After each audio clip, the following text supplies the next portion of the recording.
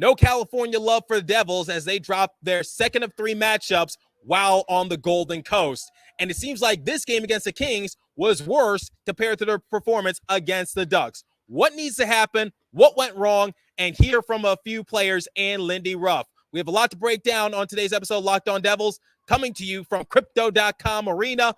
Buckle up, everybody. You're Locked On Devils, your daily podcast on the New Jersey Devils. Part of the Locked On Podcast Network, your team every day. Hi, this is Bryce Salvador, and you're Locked On Devils with Trey Matthews. Elliott scores! Oh, Steven stepped up, nailed it. Brodor's got the puck. What a shot. The Devils win the Stanley Cup. Alrighty now, what is up, New Jersey? Welcome back to the Locked On Devils podcast here on Locked On Network. I'm your host, college hockey play-by-play announcer, Devils Drive Pucks and Pitchforks, and also part-time credential media member Trey Matthews, coming to you from the press box here at Crypto.com Arena in the heart of downtown LA, in the same building that Kobe Bryant built, or for you hockey fans, Dustin Brown. And I've been having a great time here in California. So from Anaheim to Los Angeles, thank you guys for your support, because without your listenership, without your viewership, none of this is possible. But aside from my positive, I guess, business trip, the same cannot be said for the New Jersey Devils, because they have dropped 2 of their 3 matchups here in the Sunshine State. This time they lost to the LA Kings by a score of 5-1. In today's episode, in the first segment, I will share some of my main takeaways from the game. And then in segment 2, you will hear from Timo Meier, Erik, Haula, and also Lindy, Ruff, and what went wrong specifically for the Devils. And then in the third and final segment, like I do with every post-game recap, I will compare the stats and give the Devils a letter grade. Before we get into the main takeaways, let's start with the main talking point going into this matchup. Curtis McDermott made his Devils debut. This dude stands 6'5" and weighs 233 pounds. That makes him the tallest forward on the roster and the heaviest player on the roster, with all due respect. I'm not saying he's fat or anything, but he is a big guy. And I think this could be a positive thing for the Devils, just because they need more size. They need more physicality. Some complaints about the team is that they've been a little too soft. And like I said in my previous post-game recap, McDermott, he's appeared in a decent amount of NHL games, but at the same time, he has spent a lot of minutes in the sin bin, and I think that's where he gets his rest. But keep your expectations for McDermott somewhat minimal, but Brendan Smith was scratching this game in favor for McDermott. We'll see how this goes moving forward. Nothing to really write home about for McDermott, but I think a lot of people should be at least somewhat compelled by his physicality. And now let's look at a not-so-fun fact. Phillip Danault, he had a hat trick in this game, and these were his first 3 goals at Crypto.com Arena this season. All of his goals prior came on the road. Surprise, surprise. His first few goals here at home in front of the Kings fan base came against the Devils. And I think I was actually talking to a few Kings media personnel. I believe this was the first hat trick this season recorded by LA. And as always, it comes at the expense of the Devils. And be prepared, guys. It gets worse. Now, the Devils got off to a pretty good start in this game. Timo Meier, first shot, first goal for the Devils about 15 seconds into the matchup, and it was one of the rare times in which the Devils began the game up 1-0, and they got the party started early. That should be decent momentum for the Devils moving forward, right? Because in the past, we've been talking about how they get off to slow starts, and when they decide to pick it up, it's too little too late. Well, now they're getting going from the get-go. That should be a positive thing, right?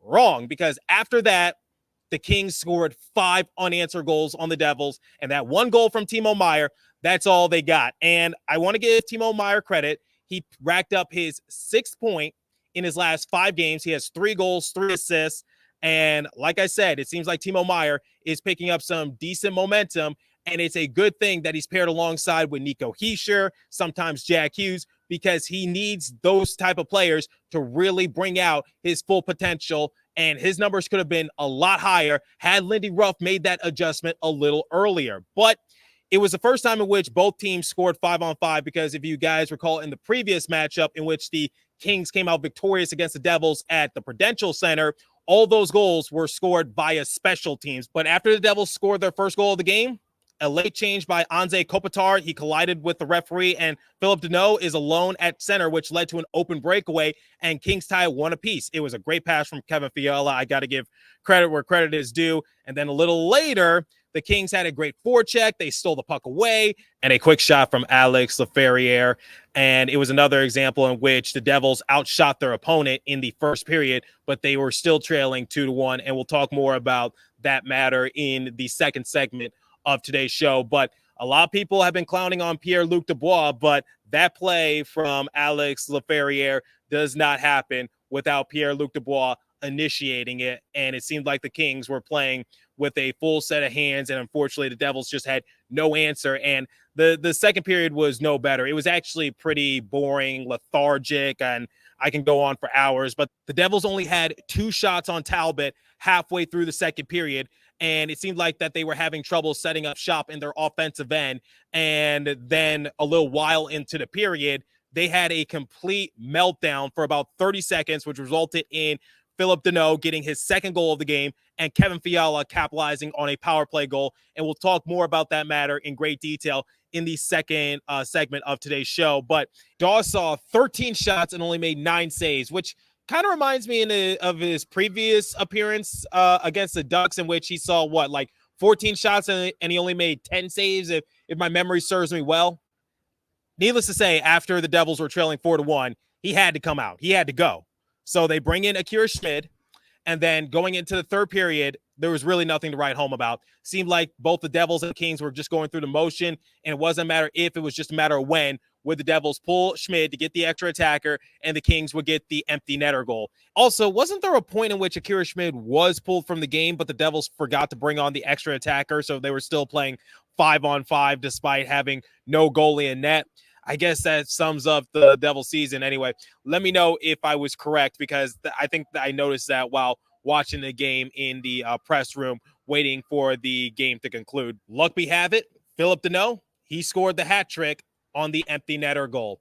And that's all she wrote here in California for the Devils. And I think they want to get the hell out of California ASAP, head back to Prudential Center for some good home cooking. But obviously there's a lot of questions with this team, like what went wrong specifically throughout the course of the game. Is Lindy Ruff on the hot seat officially? Because I remember saying on one of my more recent episodes that if the Devils lost 2 of these 3 matchups in California, Lindy Ruff, he might be gone. And I said if they lost all 3, he'd definitely be gone. And where do the Devils go from here? We'll talk about that momentarily. But before we continue, I want to tell you guys about FanDuel, because why not make some extra money on the Devils? Get buckets with your first bet on FanDuel, America's #1 sportsbook, because right now, new customers get $150 in bonus bets with any winning $5 bet. That's $150 if your bet wins, and you can bet on all your favorite NBA players and teams with quick bets, live same-game parlays, exclusive props, and more. Just visit FanDuel.com/lockedon and shoot your shot. FanDuel, the official sportsbook partner of the NBA. Okay, what went wrong specifically for the Devils? Because there's a lot of questions that need to be answered. First and foremost, in the first period, Dawes gave up 2 goals on 0.43 expected goals at all strengths. And it's been a big question mark for the Devils in net all season long. And it seems like Nico Dawes, he's fallen into a slippery slope that he just can't climb out of, albeit it's not entirely on his shoulders. But at the same time, the goalie is the last line of defense, and they have to make those saves. And Lindy Ruff was asked post-game what went into the decision for letting Dawes back in net, considering the fact that he didn't have a good outing against the Ducks. Here's what he had to say. Was there any consideration to maybe giving Dawes the night or the afternoon off before you started him? Yeah, we talked about it as a staff, talked about it with our goalie coach, and the decision to go back with Dawes. So, you can always second guess that, but the decision we made as a group. Look, I don't know what goes into the decision for starting a goalie, but remember how I said the goalie is sort of the last line of defense when it comes to trying to make a stop?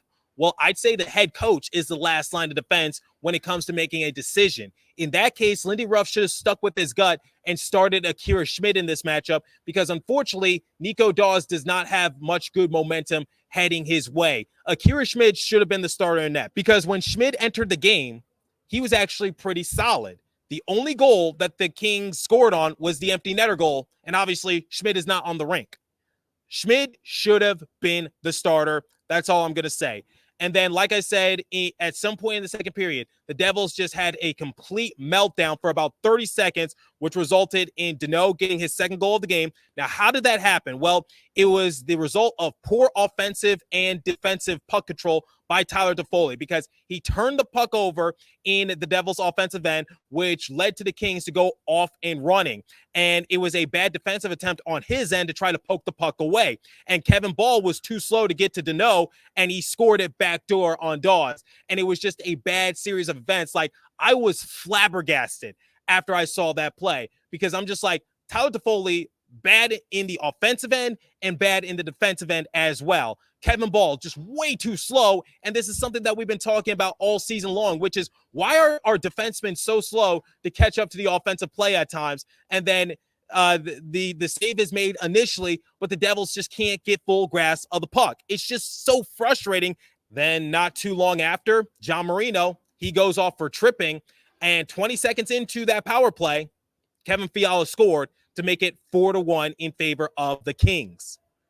And at that point, you just knew that the Devils were not going to win that game. They just gave up on themselves. And like I said, in the third period, there was really nothing to write home about. They just had no energy. Timo Meier and Erik Haula spoke to the media post-game and shared their thoughts on the team's efforts. Where do they go from here? And what changes would they like to see be made? I'm going to play Timo Meier's soundbite first, and then I will follow up with Erik Haula. Erik Haula's soundbite is a little lengthy. Bear with it. Check it out. From your perspective, what needs to change in terms of your execution? Well, just you gotta have an effort of 60 minutes to win at this time of the year. You just gotta sometimes, when the execution's not there, you just gotta simplify it. And at the end, we just gotta battle harder, and we gotta want it more than the other team. That's what it comes down to. Pound, and you almost can't stop the bleeding as a group. What are you seeing right now, and what needs to happen, because time is ticking down here? Yeah, we make it definitely harder on ourselves.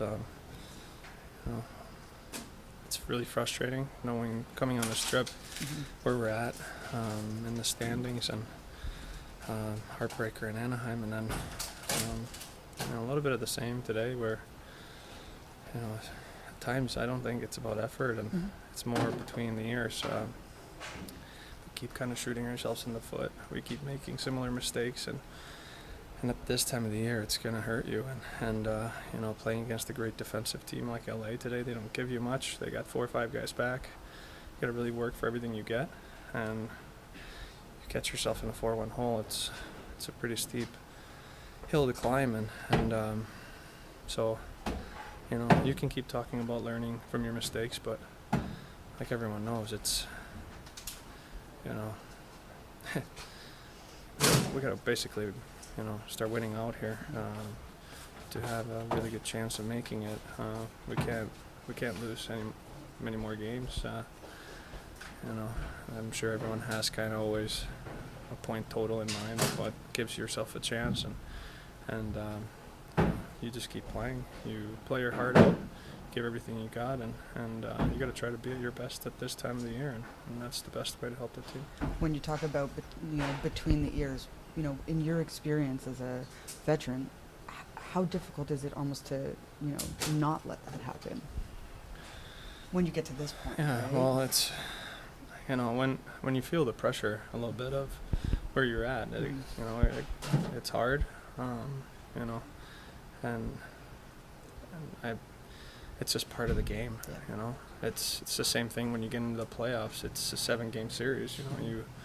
You have to be really strong and tough mentally in those series, like we showed we can be. Last year, and we were in a hole and dug ourselves out. So, but yeah, it's just really frustrating right now, and just gotta wake up tomorrow and then we get the next chance to play, get the 2 points, and move on. When you talk about the frustration part of it, it almost, from what I'm understanding, is you guys know you're better than this, but it's not reflecting. or is it, or are you not? No, I mean, I think that what we know is what we're capable of, and when we play our best game, we can beat any team in the league. We've shown that, and right now it's things are hard, and you just have to be able to do the right things and do it for the team. Erik, you've played on a lot of playoff teams before, as previously mentioned. From your perspective, what specific changes needs to happen in terms of your guys' execution? Well, I kind of answered it in a long way there, so I think you can look back and listen to some of my comments. But like I said, it's between the ears, and we can't shoot ourselves in the foot, like I said. At this time of the year, when you find yourself in a hole, it's hard to dig out. So hopefully that gives you an answer. Towards the end, I tried to get more specifics from Erik Haula because I was trying to see if he wanted to see maybe a different change of leadership. Maybe he wanted to say something about the overall play call from some of the Devils. And I was trying to get that answer out of him, but I just couldn't. But I want to circle back to what both of them said. And yes, I know Erik Haula was a little snippy at me, and thank God more people are focusing on Lindy Ruff and his job security. Otherwise, I think that response by Erik Haula will put me back on Barstool. But digressing a little bit, Timo Meier says that the team has to play the full 60. And he's absolutely right, because in the last game against the Ducks, the Devils got off to a very slow start. But they started to pick it up as the game progressed. But then Frank Vetrano, he took the momentum out of their sails. And then when the Devils did try to mount the comeback, it was too little too late, and they put all their trust into one play to possibly tie the game and walk away with at least a point. And that was that penalty shot from Jack Hughes in which he fumbled it. And I said it in the previous post-game recap, which is you cannot rely on that play to try to bail you out. You can't trail for a good chunk of the game and then expect to come out victorious. It just doesn't work that way. And then in this game against the Kings, the Devils got off to a very good start for the first few seconds, and I thought it was going to be an onslaught of goals. Unfortunately, it went to the way of the Kings. And then what Erik Haula said is that the team basically has to win out if they want any shot of making it to the playoffs. Worth mentioning that Erik Haula has only missed the playoffs once in his entire career, and that was when he was playing for the Vegas Golden Knights, and that was due to injury. That Golden Knights team still made the playoffs for what it's worth. The Devils are in trouble, and drastic changes might need to be made. Now, a lot of people are saying that Lindy Ruff needs to be fired, and quite honestly, maybe a change of leadership could help the Devils, but here's my thing. It's late in the season, and remember, Chico Resch appeared on my show, and he talked about the matter, and we were talking about it again during the game, which is sometimes not everything is going to be a quick fix. That's my question to all of you that want Lindy Ruff fired. Do you want him fired because you don't think he's the right man for the job, or do you want him fired because you want an instant fix to possibly turn around the season? Because at this point, I don't know if the Devils make the playoffs. I have my doubts because they have a lot of good teams left on the table. I believe they have the third hardest schedule going the rest of the way. They still got to play the Toronto Maple Leafs a few times, and that's not going to be an easy task. There's about 20 games remaining this season. That's my question to a lot of you. Do you think a coaching change can really salvage the season? Because at this point, I think it's going to be an off-season decision, similar to the Jacob Markstrom situation, which is I think Jacob Markstrom does want out of Calgary, but I think Tom Fitzgerald is going to sit on that until the offseason to address it. That's my thing, which is I know this season has been disappointing for more reasons than one, and this game was just pitiful. But I don't know what can be a quick fix for the Devils. I don't anticipate for them to make a splashy move at the deadline. If anything, I think worst comes to worst, they might trade away Tyler Toffoli. I don't know if they're going to fire Lindy Ruff because it's very late in the season. What's the point? Because you might just name Travis Green the interim head coach. Is that really going to make an ounce of difference? I think this season, for what it's worth, the Devils are just going to have to ride it out and see what happens, and then they're going to have to make those drastic changes come the offseason. I think this season is all said and done. That's all I got to say. And moving forward, we'll see what happens, but things are not going to be easy on the Devils' shoulders from here on out. And in terms of them making the playoffs, it's been right there for them on a silver platter. When the Philadelphia Flyers lost one of their more recent matchups, If the Devils had won that game against the Ducks, they're only 3 points behind them. Or in the wild card, it seems like the Lightning and Red Wings, they're running away with it, and they're not looking back. So I would love for the Devils to make the playoffs, but I don't know what can be considered a quick fix, and that's my 2-cent opinion on the matter. Now, like I do with every post-game recap, I will compare the stats, give the Devils a letter grade, and get out of here and check out from Crypto.com Arena or Staples Center. But before we do, let me tell you guys about Game Time. And actually, I want to give a shout out to Game Time because I witnessed LeBron James, the greatest basketball player to ever play, reach 40,000 career points, the first to do so in NBA history, and that does not happen without Game Time. That's where I purchased my tickets, and shout out to the app for the credit and making my payment that much easier. You guys know how much I love Game Time, and you will too. Last minute tickets, flash deals, zone deals, easy to find and buy tickets for every kind of event in your area. Views from all seats in the venue, lowest price guaranteed, event cancellation protection, job loss protection, etc. Download the Game Time app, create an account, and use the code LOCKEDON for $20 off your first purchase. Terms apply. Again, create an account and redeem code LOCKEDON for $20 off. Download Game Time today. Last minute tickets, lowest price guaranteed. Okay, I really don't want to do this, but like I do with every post-game recap, compare the stats, give the Devils a letter grade, and we're going to get out of here. Shots on goal differential, 31-23 in favor of the Devils. Face-off percentage, 47.6% to the Devils, 52.4% to the Kings. Power play, Devils were 0 for 2, Kings were 1 for 3, thanks to Kevin Fiala. Hits, 23-14 in favor of the Devils. Block shots, again, the Devils continue to get thrashed in this. And here's a big problem that I'm seeing with the Devils, which is, I don't know about you guys, but did you notice how they were scared to shoot as the game progressed? It seemed like they had lost all confidence in themselves, and they just decided to like tiptoe around and just like pass the puck around. And it seems like they were not electing to go for these wide open opportunities. I'm just like, shoot the puck, because if you take too many perimeter shots, the defense is right in front of you and they're going to get those blocked shots. I don't know about you guys, call me crazy, but that's what I noticed. The Devils seemed like deers in headlights because they seemed fearful to shoot that puck. Shoot it, especially when you have a good opportunity, because you don't know how many more opportunities you're going to get on Cam Talbot. Giveaways, Kings led that department 5-0. Takeaways, Kings led 5-4 once again. If I had to give the Devils a letter grade, I'm going to have to give them a D- because they showed no improvement from the last game in Anaheim against the Ducks, and it seemed like this game was somewhat worse because in the third period, they didn't even try.